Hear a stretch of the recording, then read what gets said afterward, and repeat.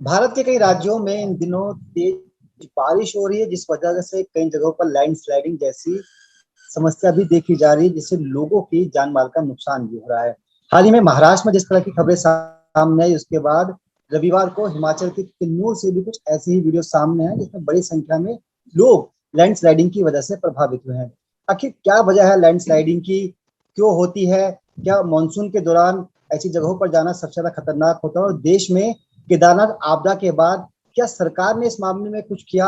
हम लोग तकनीक के मामले में कहाँ खड़े हैं, इसी को लेकर बातचीत करेंगे। हमारे साथ इन्वायरमेंट साइंस मुजफ्फर अहमद जी हैं।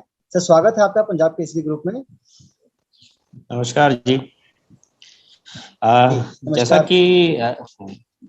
कि आपने बताया या हाल की घटनाओं में देखने में आया है कि लैंडस्लाइड की घटनाएं बहुत ही जल्दी होती है। वैसे पहाड़ों में खासकर जैसे ये किन्नौर डिस्ट्रिक्ट की बात की जाए तो पहाड़ों में इन मॉनसून के दौरान, मतलब जब से ये बारिश का मौसम स्टार्ट होता है, जून जुलाई अगस्त, खास करके जून, मिड ऑफ जून के बाद से, तो ये भूस्खलन लैंडस्लाइड के रेगुलर छोटे मोटे इंसिडेंट होते रहते हैं। उसकी एक वजह बहुत बड़ी ये है कि पहाड़ों में जो रॉक फॉर्मेशन है वो हिमालय में खास करके वो अनस्टेबल है, और उसमें कहीं ना कहीं उसमें इंटरनली विदरिंग ऑफ रॉक्स, मतलब जमीन का घिसकना और ये सब चलता रहता है, होता रहता है, कारण है। और बारिश होने की वजह से ये इसकी गति बढ़ जाती है, और बारिश का पानी क्योंकि वो अंदर परकुलेट करता है, अंदर की तरफ उसमें जाता है, तो कहीं भी वो पत्थर घसकने की वजह से वो भूस्खलन बड़े स्केल पे भी होता रहता है। इसमें सबसे बड़ी चीज ये है कि सरकारों को और ये इस ड्यूरेशन में एक अवेयरनेस ये रखना चाहिए, इसमें मीडिया की तरफ से भी ये कराना चाहिए कि जो भी मानसून स्टार्ट हो, वर्षा स्टार्ट हो, खासकर पहाड़ी जिलों में, वहां पर लैंडस्लाइड प्रोन एरियाज जो है वो मैक्सिमम आइडेंटिफाइड है पहले से। गवर्नमेंट के पास, उनके पास डेटा रहता है, लोकल रिसर्च सेंटर और इन सब के हेल्प के दौरान से। तो वो उन जगहों पे मूवमेंट कम से कम कराना चाहिए, और उन जगहों पे टूरिस्ट को जाने, जैसे अभी ये किन्नौर के भी आप न्यूज में देखिएगा कि ज्यादातर जो प्रभावित हुए हैं वो टूरिस्ट लोग हुए हैं, जो वहां गए थे। जो वहां लोकल होते हैं उनको इस चीज का कहीं ना कहीं समहाउ नॉलेज होता है, कहीं ना कहीं उनको जानकारी होती है कि कौन सा एरिया है जहाँ भूस्खलन होता रहता है और उससे किस तरह से बचा जाए। लेकिन जो बाहर से आने वाले लोग होते हैं या जो भी टूरिस्ट होते हैं, उनको इस चीज की उतनी जानकारी नहीं होती है, और इस चीज को इसीलिए अवेयरनेस के थ्रू हम सबसे ज्यादा मिटिगेट कर सकते हैं। पहले से एग्जैक्ट स्केल इसका आइडेंटिफाई करके रखने की कोई ऐसी तकनीक अभी तक कहीं भी इजाद नहीं हुई है। खासकर भारत में ऐसा भी कोई तकनीक नहीं है कि जिससे हमें पहले से पता चल जाए कि ये अगर भूस्खलन होगा तो वो कितना बड़ा होगा। तो मॉनसून सीजन जैसे ही स्टार्ट हो, सबसे पहला काम टूरिज्म को अवेयरनेस के थ्रू रोकना, या फिर उनको डाइवर्ट करना, या उनके रूट को पहले ही से मार्क आउट करना है, जहाँ पे भूस्खलन नहीं हो या क्लाउड बस्टिंग नहीं हो, वहां पे ये चीज को आइडेंटिफाई करके रखना चाहिए। जी, सबसे बिल्कुल आपने ज्यादा ठीक ये कहा कि हुआ। टूरिस्ट को भी खुद से भी इन चीजों का ध्यान रखना चाहिए कि मानसून के दौरान इस तरह के टूर को अवॉइड करें। आपने कहा कि जी सरकार के पास भी कुछ चीज रहती है, इनमें पहले से आइडेंटिफाइड है कि यहाँ यहाँ पर इस तरह की पॉसिबिलिटीज है। आपसे जानना हाँ। चाहेंगे अपने दर्शकों के लिए कि ऐसी कौन कौन सी वो जगह है या ऐसे कौन से वो साइट्स है जहां पर जाने से बचना चाहिए? क्या ऐसी कुछ लिस्ट आपके पास हो या आपको लगता हो कि इन पहाड़ी एरियो को अवॉइड करना चाहिए मानसून के दौरान? देखिए, सबसे पहले तो ये है कि जो भी लोअर रेंजेस हिमालय है, वहाँ पे भूस्खलन सबसे ज्यादा होता है, ये तो है। उसके अलावा जहाँ पे भी रिवर, जहाँ पे भी नदियों का नीचे से वैली है, घाटी का एरिया है, वहाँ पे जो भी न्यूली कंस्ट्रक्टेड रोड होते हैं, सड़कें बनी होती है, वहाँ पर ये सबसे ज्यादा होती है। ये दो जगह सबसे ज्यादा प्रो होता है, जहाँ पे भी नदियों ने नया रास्ता बनाया हो वहाँ, और दूसरा जो लो रेंजेस हिमालय है वहाँ। ये दो जगहों पे सबसे ज्यादा भूस्खलन आइडेंटिफाई किए जाते हैं, खासकर हिमाचल और उत्तराखंड के डिस्ट्रिक्ट स्टेट्स। एक आपसे जानना चाहेंगे कि जब अभी भी कोई बड़ी प्राकृतिक आपदा आती है तो हम लोग ये कहते हैं कि प्रकृति के साथ छेड़छाड़ किया जा रहा है, इसलिए प्रकृति नाराज है। क्या भूस्खलन वाले मामले में वही होता है कि भू कानून की भी कई राज्यों में मांग की जा रही है, खासतौर पर उत्तराखंड में भी कैंपेन चल रही है कि पहाड़ों में जो कंस्ट्रक्शन हो रही है उस वजह से प्रकृति को नुकसान हो रहा है। क्या जो लैंडस्लाइडिंग है सर वो भी उससे जुड़ी हुई है, या इसकी एक अलग वजह है बिल्कुल, इसलिए ये आपस में दोनों ये चीजें? नहीं, ये पूरी तरह जो भूस्खलन का मामला है लैंडस्लाइड का, वो पूरी तरह से एंथ्रोपोजेनिक नहीं है, मतलब वो ह्यूमन एक्टिविटी की वजह से ही हो ऐसा जरूरी नहीं। हाँ, लेकिन जहाँ पे सड़कें बनाई जाती हैं, जहाँ पे डैम्स बनाए जाते हैं बड़े बड़े, वहां पे भी इनको देखा गया है कि वहां पे इनकी गतियां बढ़ जाती हैं। लेकिन भूस्खलन जो है वो पूरी तरह से टेक्टोनिक प्लेट मूवमेंट का एक रिजल्ट है, जिसकी वजह से ये एक नेचुरल फेनोमेना है। ये कम ज्यादा हो सकता है ह्यूमन इंटरफेरेंस से, लेकिन ये ना हो ऐसा नहीं है। इसीलिए जी इसके लिए बिल्कुल, आपने ठीक कहा सबसे कि ज्यादा जो है वो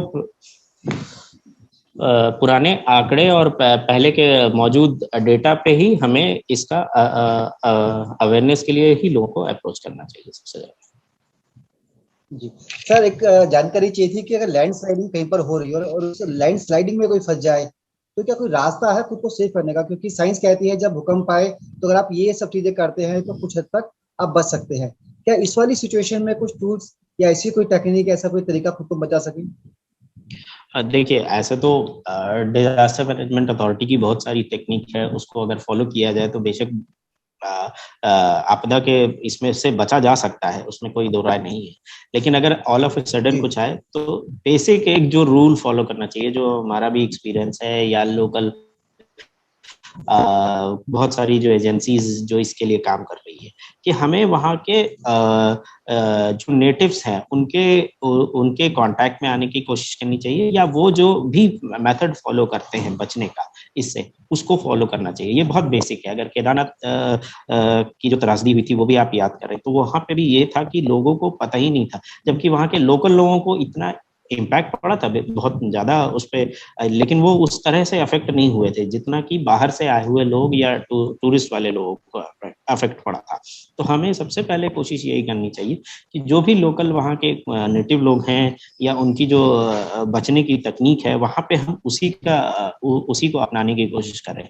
और अगर कोई एकदम ही नई अनजान जगह पे है जहाँ पे किसी से कांटेक्ट नहीं हो पा रहा है, तो वहाँ पे तो यह है कि कोशिश ये करें कि अपने आसपास के रिसोर्सेज को स्टोर करें और उसको कम से कम खर्च करें, और कहीं भी अप्रोच वाली नजदीकी कोई भी जगह पे पहुंचने की कोशिश करें सबसे ज्यादा।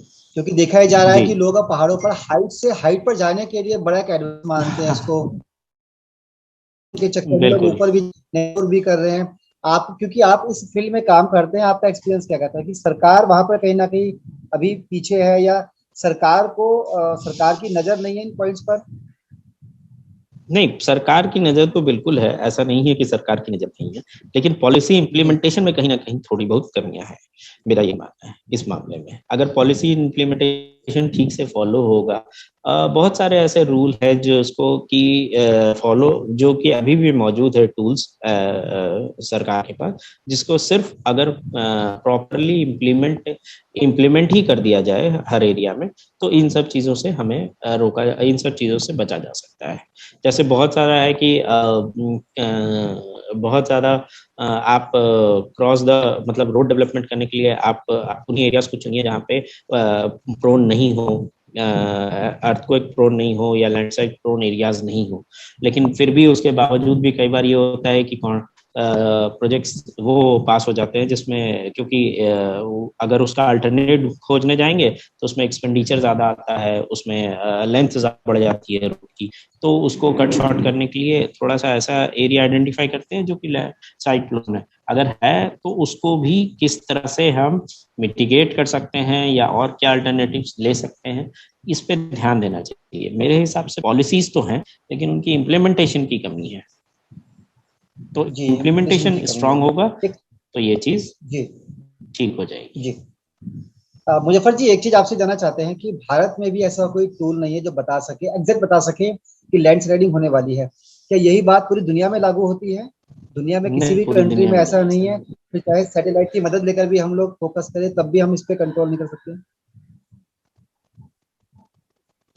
नहीं, ऐसे बहुत सारे टूल मौजूद हैं बाहर के देशों में, जिनसे कि वो ये पता लगा लेते हैं कि अर्थक्वेक का टाइमिंग क्या हो सकता है एग्जैक्ट, जी लेकिन हाँ वो काफी महंगा है, वो काफी खर्चीला है, क्योंकि इंडिया में भी जब सुनामी आई तो उसके बाद भी बाहर की 2-3 एजेंसीज ने कहा था कि इन सब टूल और इन सब इनसे आप पता लगा सकते थे कि इसका सुनामी का आपका टाइम, लेकिन वहां भी उनके पास लिमिटेशन ये है कि उसकी मैग्नीट्यूड कितना होगा ये उनको भी नहीं पता है।